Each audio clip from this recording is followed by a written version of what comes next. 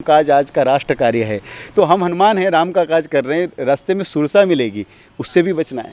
रास्ते में कोई लंकिनी मिलेगी, रास्ते में कोई पर्वत मिलेगा, कहेगा थोड़ी देर आराम कर लो, रुक जाओ। रास्ते में लोभ लालच मिलेंगे, तब आप क्या करोगे? डर भी मिल सकता है, डराया भी जा सकता है, सब कुछ छीनने का भय भी हो सकता है। लेकिन जब हम इस मार्ग पर चल पड़े हैं। कि आप भगत सिंह से बड़े प्रेरित थे, और मैंने कहीं से अभी एक खबर सुनी है कि आप भगत सिंह पर एक किताब भी लिख रहे हैं। देखिए, शहीद भगत सिंह यहाँ पर सिंबल ऑफ सेक्रीफाइस, आत्म बलिदान की परंपरा के देदीप्यमान सूर्य के रूप में हम शहीद भगत सिंह को जानते हैं। जब राष्ट्रभक्ति किसी की जीवा से निकल करके हमारे कर्णों को स्पर्श करती है, तो हमारे दिल में जो सबसे पहला चित्र बनता है वो भगत सिंह का चित्र बनता है। भगत सिंह इस राष्ट्र की बलिदानी परंपरा के एक चेहरे हैं, और इसलिए स्वाभाविक है कि देश में उनके प्रति अगाध श्रद्धा है। जाति, पंथ, धर्म, भाषा, क्षेत्र सबसे उठकर कश्मीर से कन्याकुमारी तक शहीदों के प्रति समान आस्था है, भगत सिंह के प्रति समान आस्था है।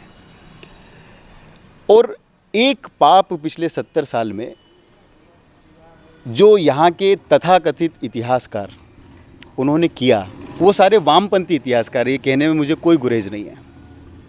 इन वामपंथी इतिहासकारों ने भगत सिंह के प्रति जो देश में श्रद्धा है उसका अपहरण करने की कोशिश की, भगत सिंह की शहादत का अपहरण करने की कोशिश की, और भगत सिंह के विचारों को एक विचारधारा के निकट बताने की कोशिश की। भगत सिंह को, शहीद भगत सिंह को, जिनके दादा सरदार अर्जुन सिंह एक क्रांतिकारी आंदोलन जो हमारे देश की स्वतंत्रता की नींव में आर्य समाज, जब महर्षि दयानंद सरस्वती राष्ट्र स्वाभिमान के लिए, जागरण के लिए निकले, तो पंजाब में जिन लोगों ने उनका स्वागत किया था वो सरदार अर्जुन सिंह थे, जो शहीद भगत सिंह के दादा थे। उन्होंने आर्य समाज के विचारों को आगे बढ़ाया। आर्य समाज के क्रांतिकारी विचारों से ही राम प्रसाद बिस्मिल पैदा हुए थे, हम सब लोग जानते हैं। अनेक क्रांतिकारी आर्य समाज से ही प्रेरित होकर के क्रांति के पथ पर बढ़े, ये किसी से छुपा नहीं है। उस आर्य समाज को का जो भगत सिंह के निर्माण में योगदान था, क्योंकि जब उनकी शिक्षा हुई, प्रारंभिक शिक्षा, जब भी किसी बच्चे का भविष्य निर्मित होता है, हम कहते हैं पूत के पाँव पाल लें, तो वो दिखाई भी हमको वहीं से देता है। और निर्माण की जो सबसे बड़ी कोई इकाई है, पहली इकाई, तो वो उसका प्राथमिक विद्यालय होता है। शहीद भगत सिंह का प्राथमिक विद्यालय दयानंद आर्य के विचारों पे चलने वाला था। उस प्राथमिक विद्यालय में वो पढ़े। उनकी एजुकेशन नेशनल कॉलेज में हुई, राष्ट्रीय, जिस कॉलेज में राष्ट्रवाद के विचार होते थे। जो राष्ट्रवाद के कॉलेज में पढ़ा है, जो दयानंद सरस्वती के विद्यालय में पढ़ा है, जिनके पिता पगड़ी समार जट्टा आंदोलन करते थे, गदर आंदोलन में जिनके काका स्वर्ण सिंह की शहादत हो गई, ये सारे राष्ट्रवाद और भारत की नींव के आंदोलन है। कोई इसमें से कम्युनिस्ट आंदोलन नहीं है। लेकिन फिर भी इन सब को छुपाया जाता है और बताया कुछ वो चीज़ें जाती हैं कि शहीद भगत सिंह उस ज़माने में कभी लेनिन से प्रभावित हुए होंगे। वो एक उनके जीवन का छोटा सा हिस्सा है। बड़े ही षड्यंत्रपूर्वक वामपंथी इतिहासकारों ने उनके जीवन का वो हिस्सा कि भगत सिंह के पुरखे कभी धर्म युद्ध में गुरु गोविंद सिंह की सेनाओं में लड़ा करते थे, तो क्या वो वामपंथी विचारों से प्रेरित होकर के लड़े थे? वो लहू भगत सिंह के की रगों में दौड़ रहा था, जिसकी कई पीढ़ियां राष्ट्र स्वाभिमान के लिए, जब वामपंथ का दुनिया में जन्म भी नहीं हुआ था, उस रक्त को राष्ट्र पर बहाने वाला जो वीर था, उसकी शहादत का अपहरण का षड्यंत्र वामपंथियों ने किया और उनको छद्म कम्युनिज्म के पिंजरे में कैद करने की कोशिश किया। हमने तय किया कि शहीद भगत सिंह की शहादत का अपहरण किसी कीमत पे नहीं होने देंगे, और इसलिए भगत सिंह के विचारों को हम 2007 से विभिन्न व्याख्यान, विभिन्न प्रचार के माध्यम, लेखन, इसके माध्यम से देश भर में हम रखने की कोशिश कर रहे हैं, जो वास्तविक भगत सिंह है। और उसी का एक संकलन, एक प्रामाणिक संकलन जो कुछ ही दिनों में आने वाला है, जो अभी लेखन की प्रक्रिया के अंतिम चरण में है, जिसमें सार है भगत सिंह के वास्तविक स्वरूप का। उन तथ्यों को लाया गया है जिनको छुपाने की कोशिश की गई। उस चीज़ का पर्दाफाश है जिसमें भगत सिंह का चित्र दिखा करके माओ के विचार परोसे जा रहे हैं देश में। वास्तव में जो व्यक्ति माओवादी बन रहा है उसको पता नहीं, उसको लगता है मैं भगत सिंह की राह पर हूँ, क्योंकि चित्र भगत सिंह का दिखाया जा रहा है। इस षड्यंत्र का पर्दाफाश उस पुस्तक के माध्यम से हम करने वाले हैं। मुझे लगता है कि जल्द ही वो पुस्तक पाठकों को समर्पित हो जाएगी। अगले दो प्रश्नों को एक साथ जोड़कर और करते हैं कि आप एक समरसता के लिए जो आप काम कर रहे हैं कि गांव में एक कुआं, एक शमशान और एक देवालय होना चाहिए। दूसरा ये है कि झाबुआ जैसे वनवासी क्षेत्रों में मध्य प्रदेश के आप काम कर रहे हैं कि वहाँ पर जो धर्मांतरण हो रहा है ईसाई मिशनरियों के माध्यम से, उसको आप रोकने का प्रयास कर रहे हैं। जो हिंदू धर्मांतरित हो चुके हैं उनको लाने का प्रयास कर रहे हैं। तो ये सब प्रयत्न चल कैसे रहे हैं, कैसे हो रहा है? देखिए, जो हमारे यहाँ पर एक चीज़ सेक्युलरिज्म के नाम पर एक सेक्युलर गैंग है देश में, और सबसे पहले तो वो संविधान की बात करते हैं, जबकि संविधान में असंवैधानिक शब्द है सेक्युलरिज्म। क्योंकि 1975 में जब पूरा का पूरा विपक्ष जेलों में बंद था, लोकतंत्र को भी बंधक बना दिया गया था। जेल की सीखचों में नेता बंद नहीं थे, अलग अलग विचारधाराओं के लोग बंद नहीं थे, लोकतंत्र बंद था। लोकतंत्र की जो हमारी धारा जिसको रोक दिया गया था उस समय, उसमें चुपके से हमारे संविधान की व्याख्या में 1975 में सेक्युलरिज्म शब्द जोड़ दिया गया। जब संविधान में संशोधन होता है तो हम सब जानते हैं कि वह पार्लियामेंट के प्लेटफॉर्म पर होता है। हर जाति वर्ग का प्रतिनिधित्व करने वाला मेंबर ऑफ पार्लियामेंट दोनों सदनों में बैठा है, वह अपनी अपनी बात रखता है, मतदान होता है और उसके आधार पर जन भावनाओं की अभिव्यक्ति के रूप में कोई कानून बनता है या रुकता है। लेकिन ये असंवैधानिक तरीका था। और वो जो सेक्युलर गैंग है, उस सेक्युलर गैंग ने सबसे ज़्यादा जो नुकसान पहुंचाया वो हिंदू समाज का पहुंचाया। हम ये कह सकते हैं कि सेक्युलरिज्म का सारा बोझ हिंदुओं के कंधों पर थोपा गया, थोपने का षड्यंत्र किया गया। एक तरफ वो सेक्युलरिज्म का बोझ उठा रहे थे और उसी में कमज़ोर करने के लिए यही सेक्युलर गैंग के कुछ लोग जातीय आंदोलन और जातीय नेता के रूप में भी आ गए। अपने आप को देखिए, आप जितने जातिवादी नेता जो हिंदू विरोधी हैं, राष्ट्र विरोधी गतिविधियों में संलिप्त हैं, वो स्वयं को सेक्युलर कहेंगे और फिर एक वंचित समाज का नेता कहेंगे। ये लोग दो चीज़ों का फ़ायदा उठाते हैं। एक तो जो इतने समय से हिंदू समाज की जो सहिष्णुता है, उस सहिष्णुता को वो कमजोरी मानते हैं। क्योंकि हिंदू समाज जब हिंदुओं में से कोई कम होता है, उनके अस्तित्व अस्मिता के प्रतीकों पर कुठाराघात होता है, वो प्रतिक्रिया नहीं करता। और इसी का लाभ ये लोग उठा करके हिंदू समाज को तोड़ने की कोशिश करते हैं। दूसरा इसका पक्ष है कि कहीं न कहीं हमारे यहाँ पर ये जो गुलामी का पराभव का इतना बड़ा काल आया, इस काल में कुछ हमारे जो बंधु बांधव थे, उन्होंने धर्म की रक्षा करते करते कुछ विकृतियों को भी अपना लिया।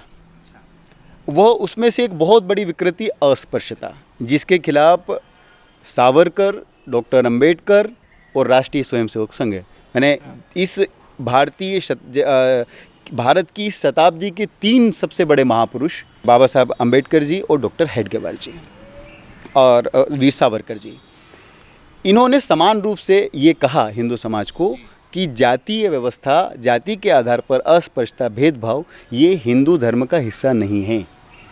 स्पष्ट रूप से कहा। जब हिंदुत्व हम पढ़ते हैं वीर सावरकर की लिखी हुई, उसमें वो स्पष्ट कहते हैं, वो सप्त प्रतिबंधों को समाप्त करने की बात कहते हैं। बाबा साहब अंबेडकर कालाराम मंदिर में इस विकृति को समाप्त करने के लिए आग्रह करते हमारे बंधु बांधवों से कि हम हिंदू हैं, हमको राम का दर्शन करने दीजिए, मत रोकिए, हम भी हिंदू हैं।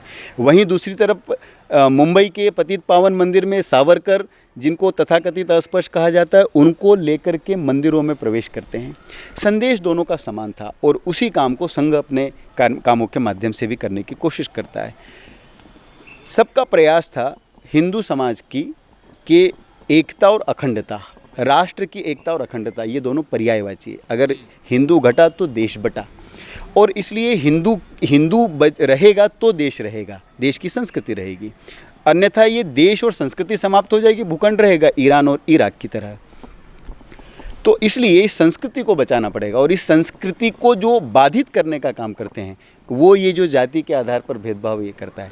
ये विकृति हमारे यहाँ पर आ गई मुग़ल काल में। उसके कुछ छोटे 1-2 उदाहरण मैं आपको देता हूँ तो ध्यान में आता है कि देखिए, उत्तर प्रदेश में एक पासी समाज होता है।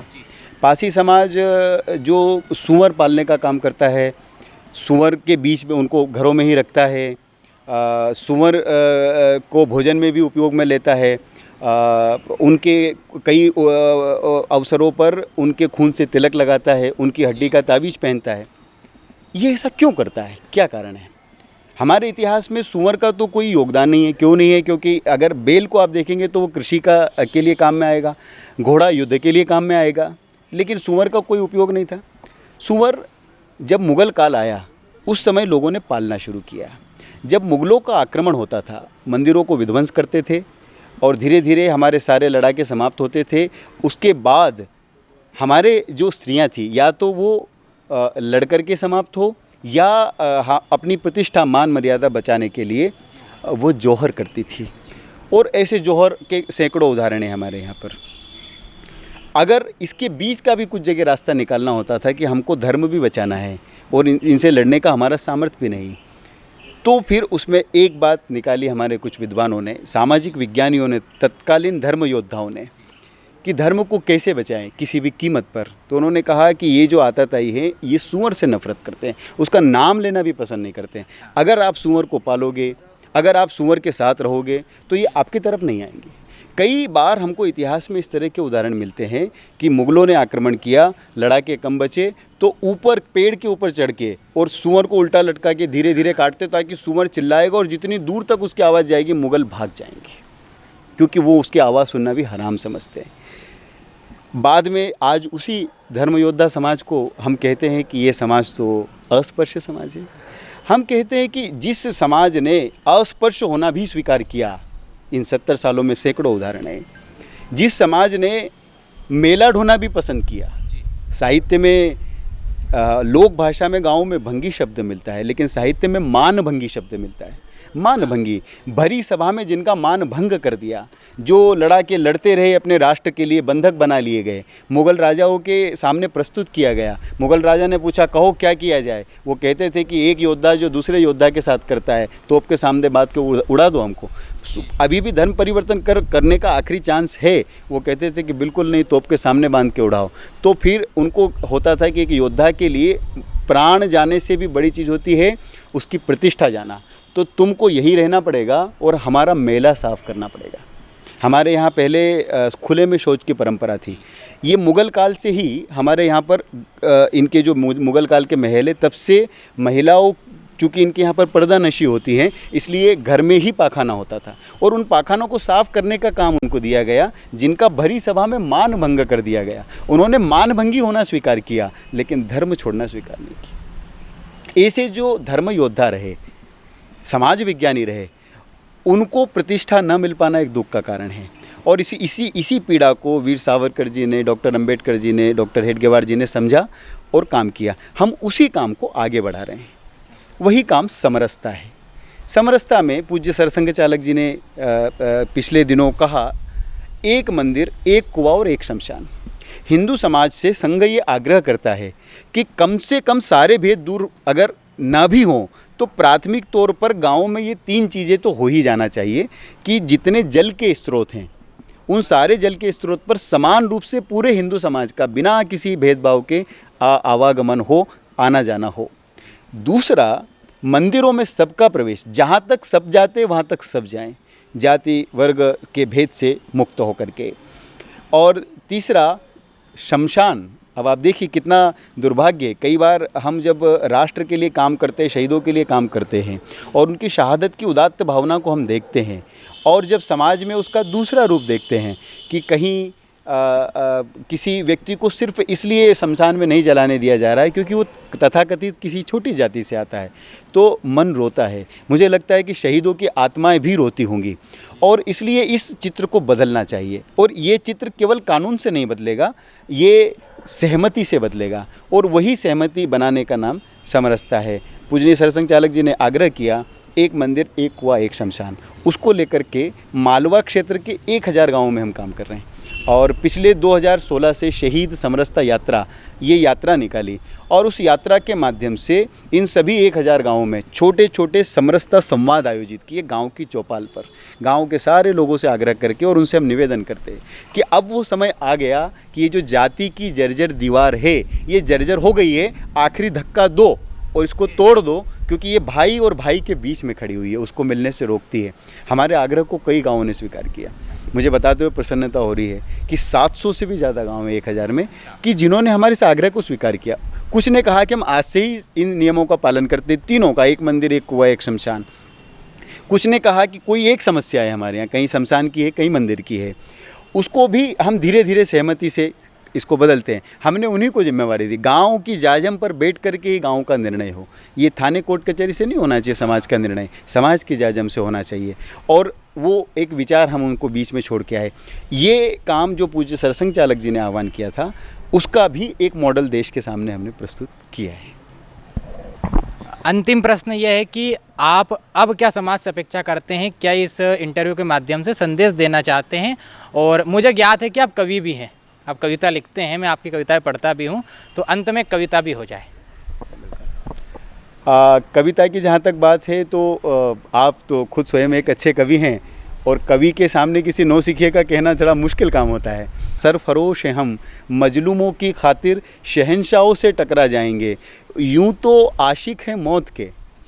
इस काम के बदले में आपको क्या कहने मिलेगा? आप जब काम के लिए जब बढ़ते हैं, राष्ट्र कार्य के लिए, कहते हैं ना कि जब हनुमान जी बड़े राम काज के लिए, राम काज आज का राष्ट्र कार्य है, तो हम हनुमान हैं, राम का काज कर रहे हैं। रास्ते में सुरसा मिलेगी, उससे भी बचना है। रास्ते में कोई लंकिनी मिलेगी, रास्ते में कोई पर्वत मिलेगा, कहेगा थोड़ी देर आराम कर लो, रुक जाओ। रास्ते में लोभ लालच मिलेंगे, तब आप क्या करोगे? डर भी मिल सकता है, डराया भी जा सकता है, सब कुछ छीनने का भय भी हो सकता है। लेकिन जब हम इस मार्ग पर चल पड़े हैं, तो हमारा संदेश क्या है? सरफरोश हैं हम, मजलूमों की खातिर शहंशाहों से भी टकरा जाएंगे, यूं तो आशिक हैं मौत के, लेकिन जब तक जिंदा हैं, जिंदा ही नज़र आएंगे। तो हमारे साथ थे ये मोहन नारायण जी, जिन्होंने समाज में समरसता आए इसके लिए अपना उपनाम भी हटा लिया। हम ईश्वर से प्रार्थना करते हैं कि आपके सभी शुभ संकल्प पूर्ण हो और आप अपने लक्ष्य की ओर पहुँचे। बहुत बहुत धन्यवाद।